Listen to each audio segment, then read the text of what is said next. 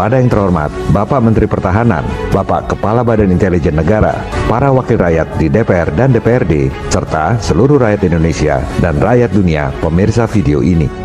Hal lain yang sangat mengejutkan adalah Pentagon bayar konsultan public relations dari Inggris $500 juta untuk bikin video-video propaganda palsu Al-Qaeda. Ini adalah taktik buat nakut-nakutin rakyat supaya anggaran perang dan terorisme makin besar. Apalagi di zaman medsos ini, bikin video palsu disebar sendiri oleh rakyat. Makin sukseslah propaganda ketakutan. Kesimpulannya, Hizbullah, Mujahidin, Taliban, Al-Qaeda, ISIS, semua itu adalah bahaya yang nyata. Mereka memang dilatih dan didanai oleh CIA untuk membuat kerusakan di dunia. Terorisme di Indonesia juga nyata. Terorisme harus dibasmi. Yang harus diwaspadai adalah udang dibalik terorisme, udang dibalik pandemi, udang dibalik utang. Dia juga. Mereka tak akan berhenti mengadu domba, memecah belah negara-negara besar seperti Indonesia, supaya lemah dan makin gampang didikte. Penjajahan gaya baru, nekolim. CIA, WHO, IMF, World Bank adalah perpanjangan tangan mereka.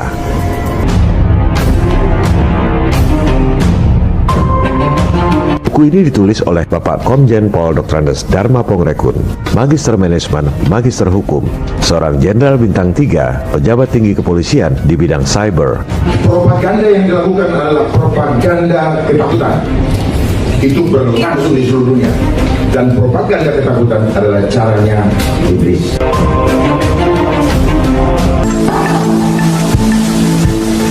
Esensi buku Indonesia dalam Rekayasa Kehidupan ini adalah tentang bahayanya globalisasi yang bertujuan untuk menghancurkan semua negara di dunia.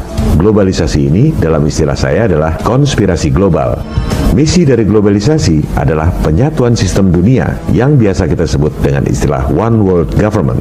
Visi dari globalisasi adalah total control. Seluruh umat manusia di dunia dikontrol secara total dalam sebuah tatanan dunia baru yang diktator dan otoriter, New World Order. Di atas globalisasi ini ada suprasistem, yaitu life engineering, rekayasa kehidupan. Istilah ini tak ada di internet. Melihat latar belakang penulis yang pernah jadi penyidik di Bareskrim, dan ketika video ini dibuat, beliau adalah seorang pejabat tinggi kepolisian di bidang cyber. Sangat mungkin Pak Jenderal memperoleh berbagai informasi dari sumber-sumber yang tak bisa kita akses. Rekayasa kehidupan ini bertujuan merubah makna dan perilaku hidup umat manusia. Anda akan dibikin jadi seperti barang atau binatang.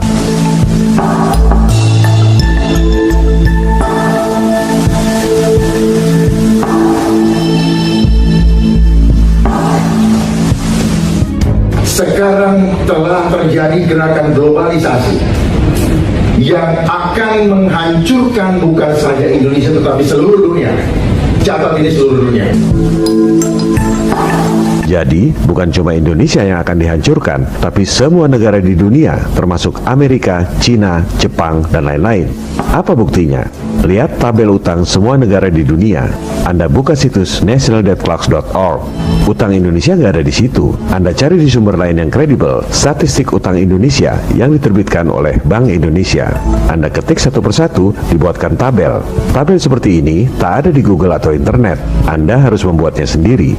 Negara pengutang terbesar di dunia adalah si adik kuasa Amerika, kedua Jepang, ketiga Cina, yang katanya macan perekonomian Asia. Semua itu adalah ilusi, jebakan nekolim.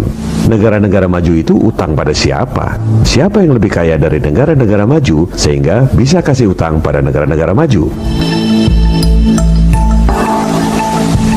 Cara bekerjanya globalisasi ini sudah sejak dulu, dan dia punya organisasi yang begitu kuat, bukan negara, non-state actor.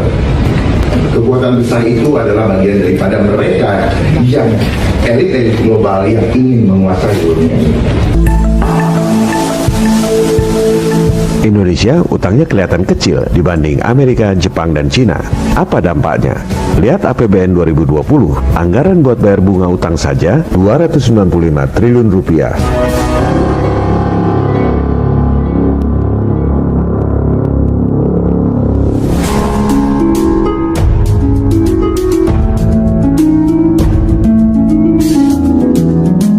Yang bayar siapa? Anda yang bayar lewat pajak. Anda kerja, dipotong pajak PPh. Beli makanan, Anda bayar PPN. Jual beli tanah, si pembeli kena pajak, si penjual juga kena pajak. Inilah penjajahan gaya baru. Kelihatannya Anda merdeka, padahal Anda diperas oleh mereka. Gak sadar lagi. Silakan Anda pemilu, silakan Anda pilpres, silakan berantem cebong versus kampret. Tetap aja Anda kerja banting tulang, bayar pajak, buat bayar utang pada para bankir asing yang kaya raya. Jadi globalisasi adalah sistem. Di atas globalisasi ada suprasistem. Sistemnya untuk apa? Untuk menyamakan sistem seluruh dunia. Dan mereka standarkan segala literatur, apapun yang kita pegang sekarang, sepanjang itu ngambil dari luar, itu adalah cara mereka memanipulasi kita punya konsep berbeda. Tujuannya cuma satu, totally control. Globalisasi sistem, di atas globalisasi ada yang namanya suprasistem yang mereka tidak pernah munculkan, cari di Google tidak akan dapat. Karena memang disembunyikan, ini adalah rencana terakhir. Adalah apa? Life engineering. Coba boleh dicatat, tidak ada. Di situ hanya social engineering. Jadi life engineering, kenapa? Kehidupan kita pribadi ini yang akan engineer. Kenapa? Kita bukan barang, tetapi mereka mau bikin kita seperti barang. Jadi ujung-ujungnya adalah life engineering. Seperti apa life engineering? Semua kehidupan kita mau dikontrol. Perilaku kita berubah menjadi manusia yang tidak lagi menjadi manusia yang sejati atau makhluk luhur akhlaknya, tetapi kita akan dibuat seperti robot. Tidak punya cipta, tidak punya karsa, tidak punya rasa. Kenapa? Kita akan di-lock dengan sistem. Jadi gak bisa keluar dari sistem. Dan suatu saat ini akan dipasang chipnya di badan kita. Itu pasti. Pasti. Kalau yang bilang tidak pasti, kita dibohongi. Pasti. Ya, saya mengajak kita untuk melihat ke depan. Karena kalau kita melihat ke depan, kita tahu apa yang akan terjadi di sana. Kita bisa membuat langkah-langkah strategis untuk menghadapinya.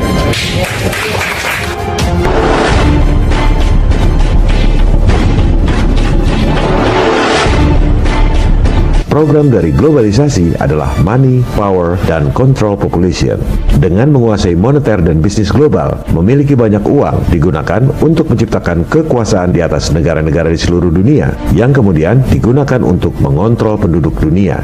Program money, power, dan control population dijalankan dengan strategi yang terstruktur, sistematis, dan masif.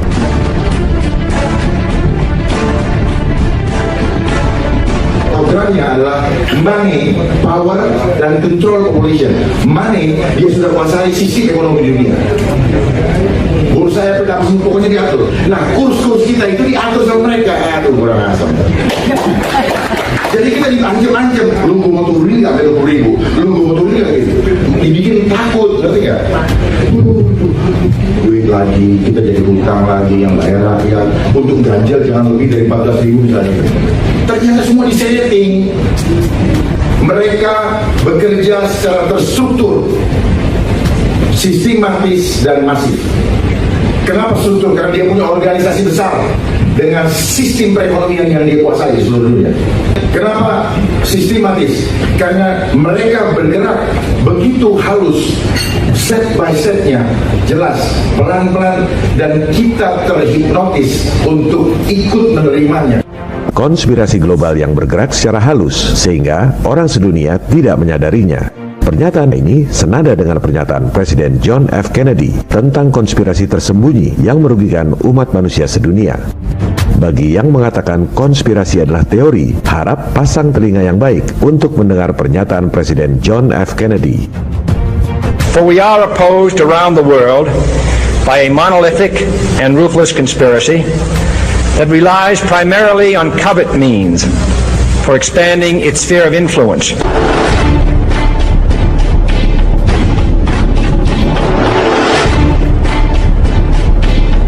Pernyataan selanjutnya dari Pak Jenderal Dharma juga esensinya sama persis dengan pernyataan lanjutan dari Presiden John F. Kennedy. Kemudian masif karena mereka semua bergerak di seluruh dunia, di dalam seluruh seni kehidupan, tidak ada yang lolos.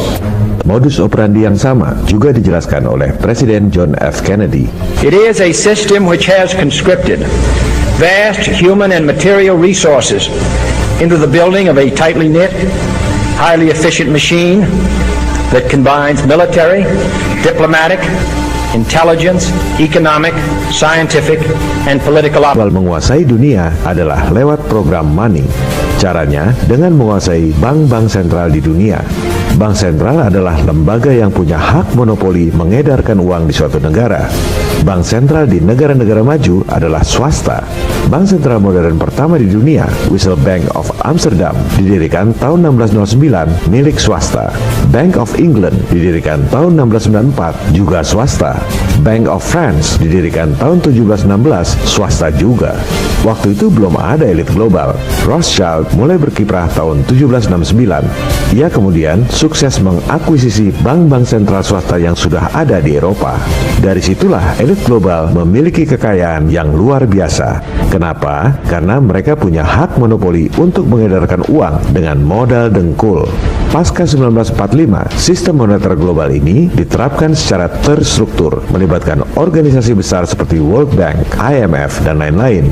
Kemudian dilakukan secara sistematis. Mereka ajarkan sistem yang zolim ini di semua sekolah di seluruh dunia, sehingga semua sarjana ekonomi, semua doktor, semua profesor menganggap sistem yang zolim ini adalah sistem yang benar. Dan elit global melakukan ini secara masif, diterapkan di semua negara di dunia. Dengan underball-nya bergerak secara masif, tujuannya cuma satu, totally control. Dolar, nyetak dolar modal dengkul. Makanya jangan heran kalau para bankir elit ini bisa biayai kedua pihak yang sedang berperang. Dulu, waktu Inggris lawan Prancis, dua-duanya didanai oleh Rothschild lewat bank sentral masing-masing. Negara Inggris dan Prancis perlu duit buat perang, harus ngutang dan terbitkan bond. Bank sentral swasta terima bond di bagian aset, lalu terbitkan duit di bagian liabilitas. Modal dengkul. Begitu juga Perang Dunia I, Perang Dunia II, dan sampai sekarang dana utang akibat COVID. Semua modal dengkul.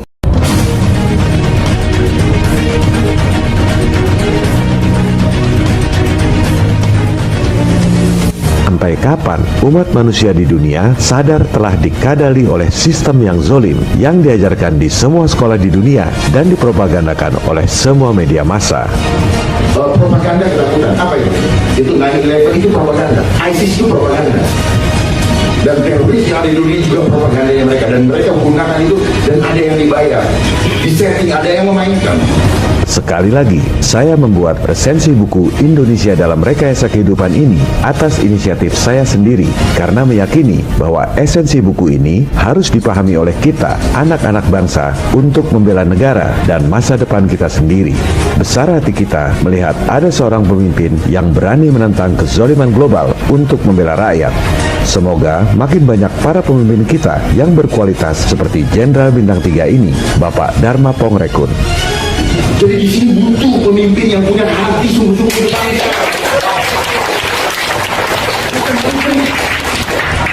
Gampang bangsa ini dipimpin kalau kita punya pemimpin yang sungguh-sungguh dan tidak perlu takut kehilangan apapun juga. Kalau kita takut kehilangan apa, ya pasti kita kehilangan itu udah rumus. Tapi kalau kita tidak akan takut kehilangan, Tuhan akan memberikan pada kita. Viva Republik Indonesia, salam people power.